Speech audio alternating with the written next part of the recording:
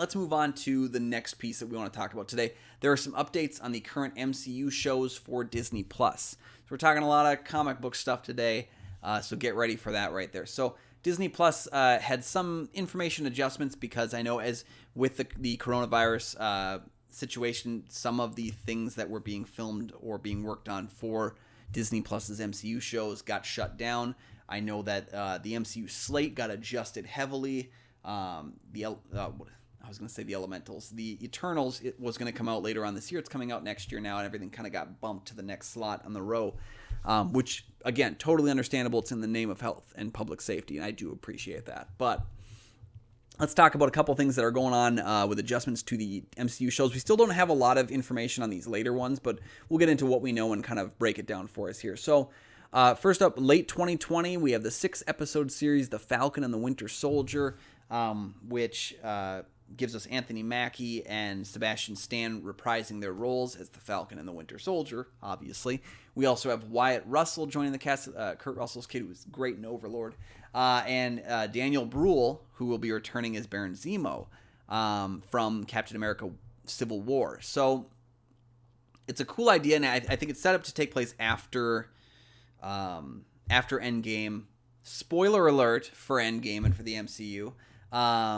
After the events of Endgame, Captain America has retired. He's an old man now. He's lived a life that he's happy with. The Falcon has taken up the Captain America shield, and I think it's going to kind of have to do with, the government's insight into whether or not, Falcon can be policed in the same way or that they can have control over him. And I think there's going to be kind of that give and take about what they'll allow to happen. And especially some of the major fallout from Endgame I can see happening in here as well. And I assume we're going to get some good dynamic between those two characters. They're two great characters that have a lot more chemistry than they've been given at this time, so I'm excited to see more of that. I love that it's 6 episodes, because I got to tell you, I was really worried about these MCU shows being like beating a dead horse and getting like 150 episodes out of characters that is too much. Like, let's minimize the stories, and I think one of the ways that they said that was this way they can get these bigger names and almost make it just like a 3-hour to 6-hour movie, because I got to assume our episodes are going to be closer in length to maybe The Mandalorian, being like 30 to 40 minutes. So I could see this thing going about 3 or 4 hours worth of content, which I think could work pretty well. So Falcon and the Winter Soldier, 6 episodes, got some cool additions to it, some people returning that I'm kind of excited about. Late 2020 is the date here. It seems like it's going to still come out before WandaVision, which we'll get to in a second. So probably in the Q4 of 2020 as we get closer to the holidays. So I'm very excited for that, especially because it'll be around the time Mandalorian Season 2 comes out, so I can get back onto my Disney Plus subscription. Next thing on the list, WandaVision. Right now it's set to come out in December 2020. Again, will be 6 episodes, which I absolutely love. We'll see Elizabeth Olsen, Paul Bettany. Of course, Catherine Hahn will be joining as a neighbor, I guess. We're also going to see Randall Park, Kat Dennings. Randall Park, of course, was last seen. His character was last seen in Ant-Man and the Wasp. Kat Dennings, I don't think we've seen her since Thor: The Dark World. So those two placements, I'm not really sure what connection they would actually have with WandaVision, but I'm curious to see, I guess, how that ties in. Those are kind of the two questions I have at this point. Honestly, I from looking at the footage I've seen of WandaVision, it's probably my most anticipated of the MCU shows, just because it seems like it's going to be balls to the wall crazy kind of a show, and I would prefer that. So WandaVision interests me to no end. I personally feel like it's set after Endgame, and knowing what we know about Vision being destroyed in Infinity War, not being snapped back in Endgame, he wasn't really part of that. So I personally think it's going to be kind of Wanda's swan song for Vision. I think she's going to be trying to replicate a perfect existence in her mind and create this reality where she and Vision are happy forever after, within the guise of like a 50s sitcom. We're going to see a lot of those sitcom tropes, because sitcoms, every episode ends and everyone's okay again. I think that's going to be kind of like how she says goodbye to Vision, is that she's going to be trying to salvage what's left and make herself happy, and just won't be able to do that. And we know this film is going to lead directly into Doctor Strange and the Multiverse of Madness.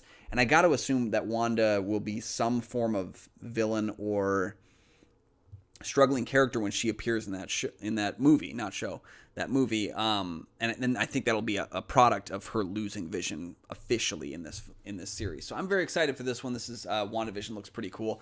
Early 2021, we have Loki. Very little is known about this, although it does say on their site 6 episodes again. So very, very excited for that. 6 episodes, looks great. Tom Hiddleston and Owen Wilson joined the cast of this, which I think is really interesting, and I think he might have kind of a Hiddleston-y chemistry that could go pretty well here. Again, this one is also set after the events of Endgame.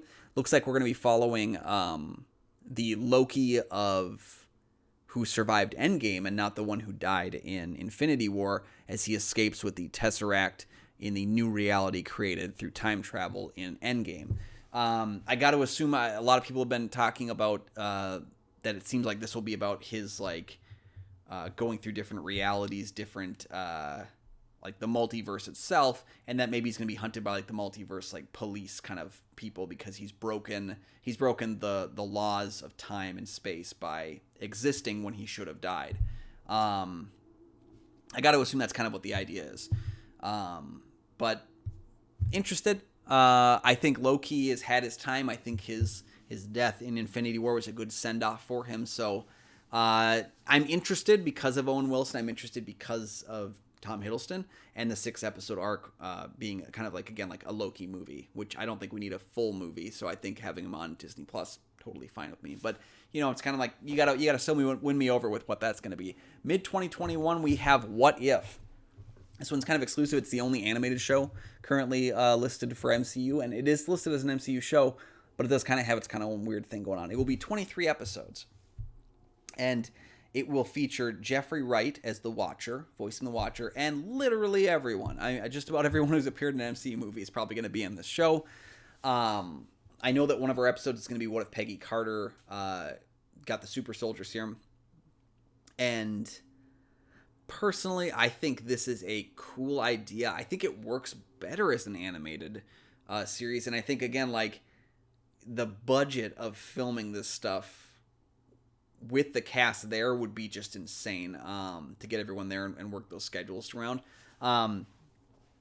So basically, yeah, every episode is going to be a what-if scenario based around a question in the MCU, like what if this had happened instead? And Uatu, the Watcher, Jeffrey Wright, will be kind of like your Twilight Zone Rod Serling, I assume.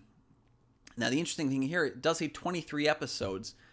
I'm assuming that this means that it will be one episode around each of the MCU films, because there are 23 films in the MCU, I believe. And I think every episode will have something in connection with that, which I think is interesting. And so the longer episode length on that, I'm okay with, because it seems like there's going to be one episode per movie. And that means maybe they'll get 2 new episodes a year, just because of the new movies that are releasing, 2 to 3 episodes. And that works for me, because it's not like hundreds of episodes we're looking at. So if that's the plan, I'm totally cool for it. So What If is very interesting to me. I think it'll be a lot of fun. Up next, late 2021, we got Hawkeye coming again. 6 episodes, Jeremy Renner returning. We don't have a guarantee on Haley Steinfeld.